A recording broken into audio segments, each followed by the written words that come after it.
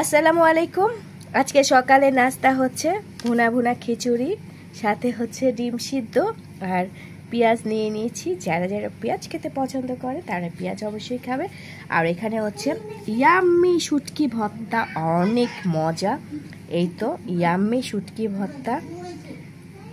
আমার হাতে এই শুটকি ভর্তাটা অনেক মজা হয়। চিংড়ি শুটকি ভর্তা করেছি।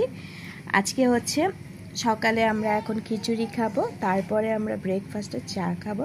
যে যে খাবে শেষে চলে আসো আমাদের এই খিচুড়িতে। কিন্তু আমি যখন ভিডিওটা ছাড়বো কেউ আমার এই খাবারটা পাবে না।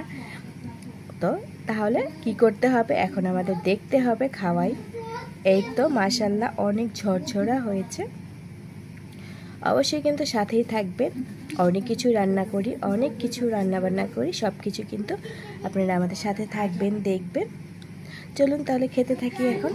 আজকে আবার রান্না দিয়ে শুরু করলাম। আমি এখানে লাউ রান্না করেছি। এখানে হচ্ছে চিংড়ি মাছ, ছোট ছোট চিংড়ি মাছ দিয়ে ধনেপাতা দিয়ে লাউ রান্না করেছি। তো লাউটা অনেক কালারটা অনেক সুন্দর হয়েছে, ইয়াম্মি কালার হয়েছে। তো দেখুন লাউটা মাশাআল্লাহ।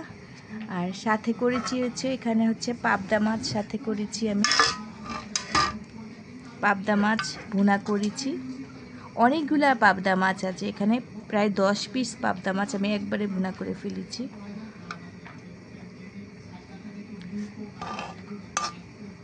এগুলো হচ্ছে আমি সব সকালে রান্না করেছি, আরও টুকটাক রান্না করা লাগবে পরে। আর এখানে হচ্ছে ডিম ভুনা করেছি আমি, ডিম ভুনাটাও আমি আপনাদের সাথে শেয়ার করছি। এখানে হচ্ছে করলা গাছটা নিয়ে আরেকটা ভিডিও করলাম। আমার অনেক করলা ফুল ধরেছে, আর এরকম ছোট ছোট করে করলার ফুল হয়েছে। মাশাআল্লাহ কত করলার ফুল হয়েছে। ও মাশাআল্লাহ এখানে আরেকটা করলা ধরেছে। মাশাআল্লাহ দেখুন, যদি কই আমি দেখতে, এই তো দেখুন, যদি এটা হয় অবশ্যই আমি আপনাদের সাথে শেয়ার করব। মাশাআল্লাহ কি ভাল লাগে তাই না? মাশাআল্লাহ গাছটা অনেক বড় হয়েছে। এই যে মাশাআল্লাহ আরেকটা করলা হয়েছে। তোমার এই করলা গাছটা কেমন হয়েছে অবশ্যই কিন্তু সবাই কমেন্ট করে জানাবেন। এই যে এখানে আরেকটা আছে, মাত্র 3টা দেখা যাচ্ছে, দেখা যাক। এই তো অনেক বড় হয়েছে, অনেক বড়। এই যে দেখুন কত করলা হয়। আজকে আমি কি কি রান্না করব সেগুলোই এখন আমি আপনাদের সাথে শেয়ার করব। এখানে কিন্তু 4 পিস কই মাছ আছে, আর বড় বড় কিন্তু 4 পিস কই মাছ। কই মাছ যে একবারে বড়টা সেটা ভালো লাগে না, এটা যেইটা বড়টা সেটাও কিন্তু অনেক ভালো লাগে। এখানে 4 পিস কই মাছ আছে। আর এখানে আমি এখন ডাল ভুনা করব। ডাল আমি সিদ্ধ করে নিয়েছি, আমি এখন এখানে মশলা দিয়ে ডাল ভুনা করব। সাথে আজকে আমি করব হচ্ছে মিষ্টি কুমড়া ভাজি, চিংড়ি মাছ দিয়ে মিষ্টি কুমড়া ভাজি করব। এগুলো আজকে আমি দুপুরের জন্য সব রেডি করেছি।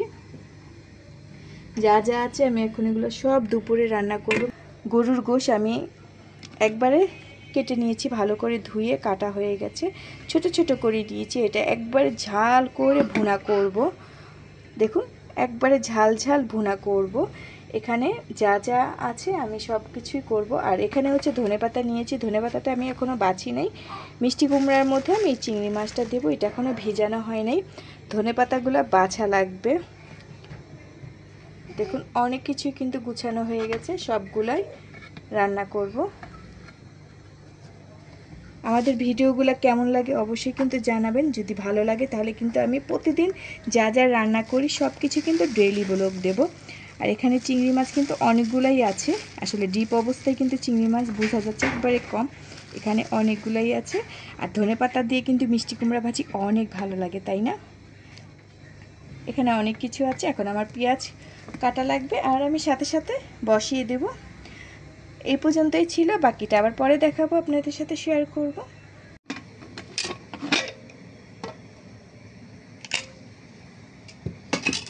কালারটা কিন্তু অনেক ইয়াম্মি হয়েছে। আমি সাথে আলু দিয়েছি। আমি আবার একবারে প্রেশার কুকারে ডাইরেক্ট দিয়ে রান্না করি না, আমি আগে অনেকক্ষণ কষিয়ে নিয়েছি, নেওয়ার পর আমি এটা প্রেশার কুকারে দিয়েছি। প্রেশার কুকারে কিন্তু গোশত খেতে অনেক ভালো লাগে, একবারে সফট হয়ে যায়, যে হাড্ডিগুলা কিন্তু একবারে সফট হয়ে যাবে। এখন আমি এগুলো আবার ঢেলে আমি আবার খাবারের আগে কিছুক্ষণ গরম করব। দেখুন হাড্ডিগুলো কিন্তু সফট হয়ে যাচ্ছে, যে হাড্ডিটা অনেক সফট হয়ে যাবে। সাথে এখানে আমি মিষ্টি কুমড়া ভর্তা করেছি ধনেপাতা দিয়ে, অনেক ইয়াম্মি হয়েছে আর অনেক ঝাল। আজকে অনেকগুলা ব্লেন্ডার করা হয়েছে, আমার অনেক দিন হয়ে যাবে। এখানে হচ্ছে রসুন ব্লেন্ডার করেছি আমি, এখানে অনেকগুলো রসুন ব্লেন্ডার করা হয়েছে। এটা আমার পুরা 1 মাস চলে যাবে। এই জারটা কিন্তু অনেকখানি বড় একটা জার, পুরা জারটাতে কিন্তু এই রসুনগুলো আছে, অনেক দিন চলে যাবে। দেখুন মাশাল্লাহ কতগুলা রসুন এখানে ব্লেন্ডার করেছি। আর এই সব মশলা ব্লেন্ডার করতে অনেক সময় লেগে যায়, টুকিটাকি কাজ করতে করতে কিন্তু অনেক সময় চলে যায়। আর আমি রসুনগুলা খুব সহজভাবে কিন্তু কুচি করে নিয়েছি আর ব্লেন্ডার করে নিয়েছি, আমার বেশি একটা সময় লাগেনি। আর এখানে কিন্তু টুকিটাকি অনেকগুলো মশলা মশলি আছে, সবগুলোই আমি আপনাদের সাথে শেয়ার করব। এখন আমি রসুনটাই আমি আপনাদের সাথে শেয়ার করছি। দেখুন রসুনটার কালারটা এত সুন্দর হয়েছে যে কালারটা দেখলেই ভালো লাগে। আমার আবার রসুন একটু বেশি লাগে ঘরে, আমি আবার রসুন প্রচুর পরিমাণ তরকারিতেও রসুন দেই, আবার ভর্তাতেও দেই, পাটায় বাটা ভর্তা বা শাকের মধ্যে প্রচুর পরিমাণ আমি রসুন ব্যবহার করি, কুচি কুচি, কিন্তু বাটা রসুন ব্যবহার করি না, কুচি কুচি। আর এখানে কিন্তু অনেক রকমেরই মশলা আছে, দেখুন আমি সবগুলো মশলাই আমি আপনাদের সাথে শেয়ার করছি। এটা হচ্ছে ভর্তা ভাতির জন্য আমি এখানে মশলা রেখেছি, এটা হচ্ছে শুকনা মরিচ একবার ব্লেন্ড করে নিয়েছি। পরে এখানে হচ্ছে এটা 5 ফোড়ন আর জিরা আছে, 2 রকমের মশলা। এটা হচ্ছে জিরা আর এখানে হচ্ছে 5 ফোড়ন, আর এটা হচ্ছে জয়ফল জয়িত্রী, এটাও আমি একবারে ব্লেন্ডার করে নিয়েছি। অনেকগুলো কিন্তু মশলা ব্লেন্ডার করেছি। সবচেয়ে ভালো লেগেছে আমার এই শুকনা মরিচের কালারটা, একবারে চিকচিক চিকচিক চিকচিক করে লাল লাল কালার, দেখুন দেখতেও খুব ভালো লাগে। আমার এখানে অনেক দিনের হয়ে যাবে। আর আমি এখানে সবগুলো কিন্তু ডিপ ফ্রিজে রেখে দেবো। এখানে যে জিরা ব্লেন্ডার করা, তারপরে 5 ফোড়নের গুঁড়া, জয়ফল জয়িত্রী, তারপরে শুকনা মরিচ, সবগুলোই আমি একসাথে ডিপ ফ্রিজে রেখে দেবো, তাহলে মশলাগুলো কালারটাও ঠিক থাকবে আর কোনো রকম নষ্ট হবে না আর অনেক দিন ভালো থাকবে। এখানে রসুনটা আমি একটা বক্সে ভরে সব কিছু আমি একসাথে ডিপ ফ্রিজে রেখে দেবো। যদি আমার এই ভিডিওটা ভালো লেগে থাকে তাহলে অবশ্যই কিন্তু লাইক কমেন্ট আর শেয়ার করতে ভুলবেন না। আমার ভিডিওগুলো কেমন হয় অবশ্যই কমেন্ট করে জানাবেন। আরও নতুন নতুন অনেক অনেক অনেক ভিডিও আমি আপনাদের সাথে শেয়ার করব, অবশ্যই কিন্তু কমেন্ট করবেন।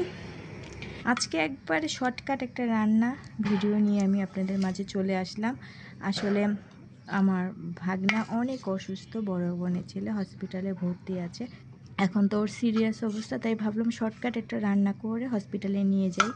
তো আজকে আমি মুরগির সাথে আমি একবারে 4টা ডিম দিয়ে একবারে রান্না করে ফেলেছি, কারণ শর্টকাটেই রান্না করলাম, হসপিটালে যাব আর ছোট বেবিদের ঘর তো বারবার তো রান্না করা সম্ভব না, তাই ভাবলাম একবারে শর্টকাটে একটু রান্না করে নিই।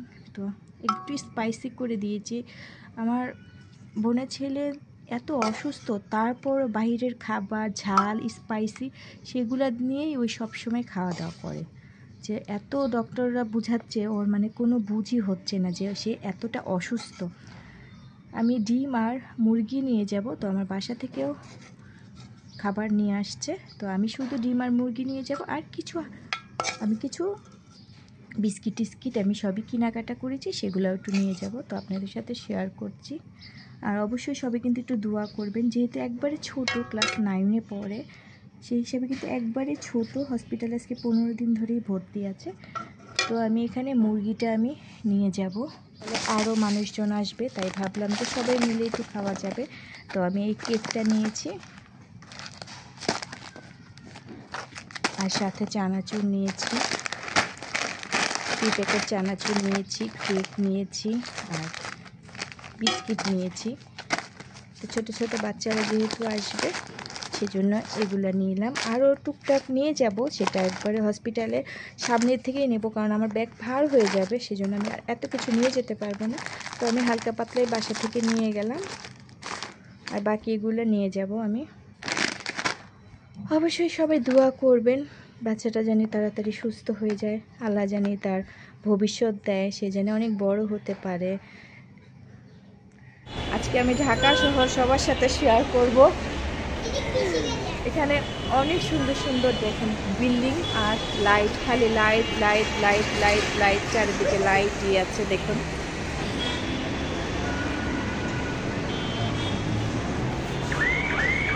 এই যে ভালো লাগে না?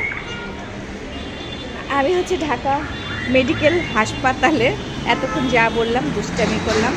তো আমার ভাগনা অসুস্থ, তাকে আমরা দেখতে আসছি, জাস্ট ফান করলাম। দেখুন, রুগী দেখতে আসলে কিন্তু রুগীর সাথে রুগী হলে হবে না, রুগীর সাথে থাকতে হলে একটু হাসাহাসি দুষ্টামি করতে হয়, তাই না? দেখুন ওই যে নিচে এখন হচ্ছে সন্ধ্যা হয়ে গেছে।